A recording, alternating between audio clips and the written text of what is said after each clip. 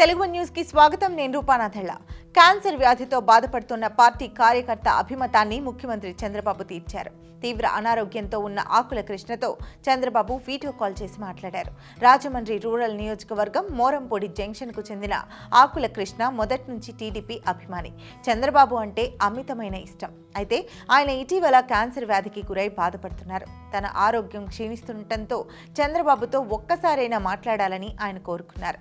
ఈ విషయం తెలుసుకున్న సీఎం చంద్రబాబు శనివారం స్వయంగా ఆకుల కృష్ణకు వీడియో కాల్ చేసి మాట్లాడారు. ఆరోగ్య పరిస్థితిని అడిగి తెలుసుకున్నారు. ధైర్యంగా ఉండాలని, అన్ని విధాలా తాను అండగా ఉంటానని కృష్ణకు, ఆయన కుటుంబానికి ముఖ్యమంత్రి భరోసా ఇచ్చారు. అదేమా ధైర్యంగా ఉండండి, నేను అదేదైనా ఉంటే బిల్స్ అని నాకు పంపించు, సరే సార్. అవన్నీ రీఎంబర్స్ చేస్తాను. సరే సార్. ధైర్యంగా ఉండు, గాడ్ ఈస్ దేర్.